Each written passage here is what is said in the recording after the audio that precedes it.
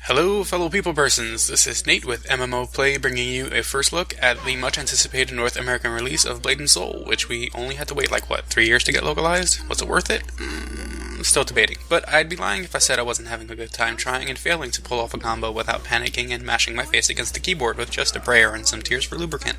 So, since we're doing a first look, let's start with the creation process. Those familiar with other MMOs of Blade & Soul's ilk, such as Ion, will feel right at home with an extremely thorough creation engine, allowing you to bend and tweak your character's many features to your liking. Creating a character also starts you out with a brief narration of each class's playstyle and role, including a nifty little 5-star difficulty rating of irrelevance and lies. There are several different classes, with more coming that haven't gone live in a North American version yet, such as the Warlock, set to debut later this year. While each class has its own fairly distinct playstyle, they boil down to 3 archetypes of Mage, Melee, and Pet class. Also, while classes aren't gender-locked, they are race-locked, one of those races being female only, though, as yet, they have no classes tied to them that at least one other male-inclusive race doesn't also have access to. Slight bummer for me, though, involving the Summoner class, however, as this is tied to the Munchkin race of the Lin, and I'm just not really into being that tiny.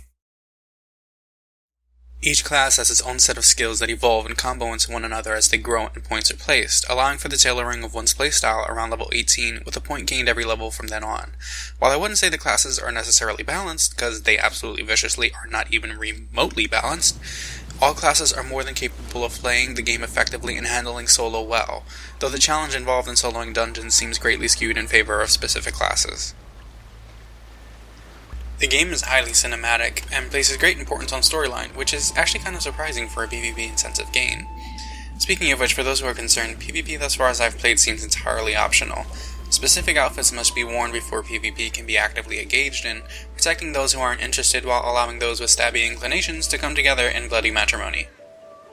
As for the storytelling, there is a metric ton of it. While the voice acting is overall kind of regrettable, the animation, dynamic camera, and choreography make for some visually stunning cinematics that combine with instance areas that change how the player interacts with the world at specific moments. For instance, a village might be bright and shiny one moment only to be set aflame and full of demons the next, but only for the player and those on the same part of the storyline. The overarching story follows your character's quest for vengeance after leading you across lush and beautifully designed environments ranging from forests to deserts and the typical cavern. Each area is sectioned off from another by instance portals, which for some is kind of a killjoy. I tend to be ambivalent about the idea of instancing, but in this case I was thrilled by the option to change instance and channels on a whim, as the game is currently exceedingly overpopulated at the moment, and hunting for monsters to kill is, at times, an exercise in frustration. The game starts you off with a tutorial that I promise you is necessary.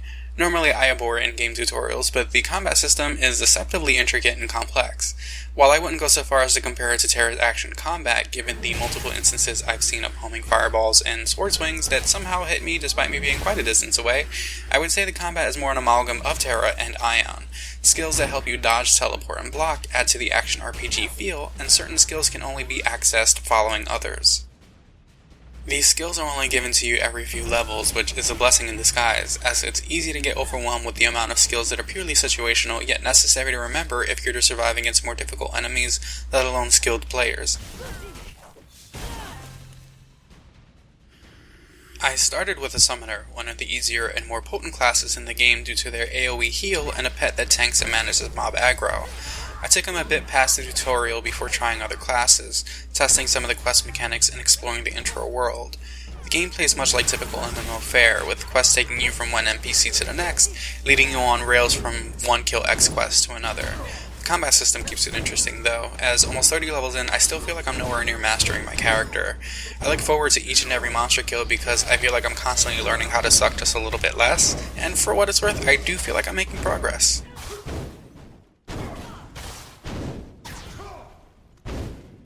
I then graduated onto Force Master, currently the only mage-style character in the game with another, the Keymaster, on the way in the future. I didn't have as much luck with this class, which was a little depressing given that mage-style characters are generally my go-to, but the Force Master requires precise management of debuffs and damage over time skills to nuke enemies. They must also do so while remaining at range due to their general squishiness. Their skills are beautiful, and despite their difficulty, they play very smoothly, and I see a huge amount of potential for a character that can take down enemies before they can even get close, so I'm excited to go back to the Force Master at some point once I'm better with the game and give him another go.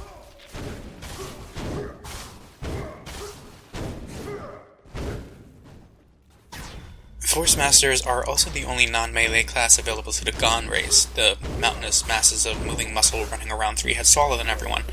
While outfits function more like costumes and change based on race and gender instead of class, the flowing robes and fabrics were especially impressive on Force Master Gons. They're also generally the most naked of all the races, so there's that.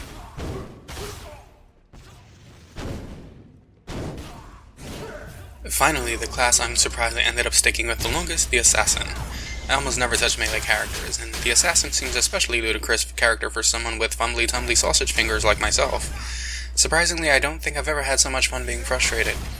The Assassin is incredibly powerful, but has a large range of combos that seem to activate only on the most specific of circumstances. Press Q, then 1, but only while stealthed, or grappled, and the target is on the ground, then F, if poisoned, on a Wednesday, when the sun sets in the west, parting the clouds and raising trumpets in honor of your fail. You get the point.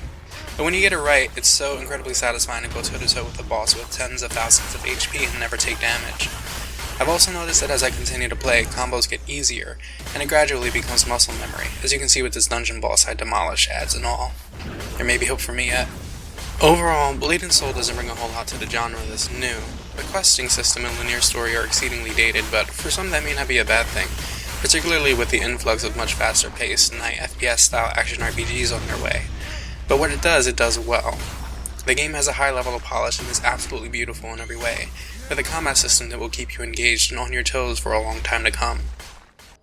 And that's it for our first look. Stay tuned and remember to subscribe for more videos from MMO Play. Let us know in the comments what you think of the game.